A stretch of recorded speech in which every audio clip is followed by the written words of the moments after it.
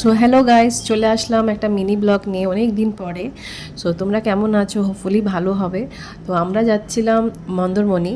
So তোমাদের কাছে share করতে আসলাম কি আমরা কোথায় কোথায় যাচ্ছি আর কি কি খাচ্ছি। তো আজকে আমরা মন্দারমণি তো বলেই দিয়েছি আমরা যাচ্ছি, আর সেখান থেকে আমরা অনেত্রী রিসর্টে আমরা স্টে করব। সো আমরা 3 দিনের ট্রিপের জন্য যাচ্ছি। তো ভিউটা দেখো, জাস্ট অসাধারণ ভিউ।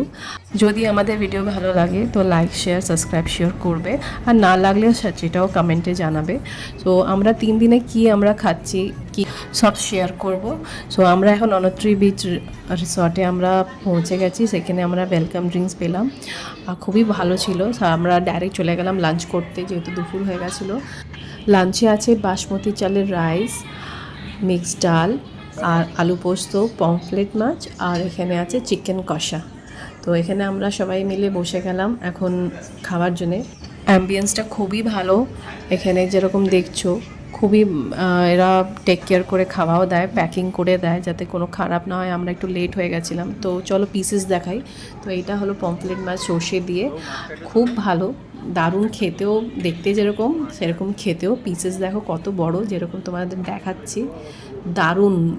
ইভেন বাচ্চারাও খেয়েছে, কোনো অসুবিধা হয়নি। চিকেনের পিসেসও ভালো ছিল, খুব নিট অ্যান্ড ক্লিন, আর খাওয়া অসাধারণ ছিল। তোমরাও ট্রাই করতে পারো। চলো বাই, টেক কেয়ার।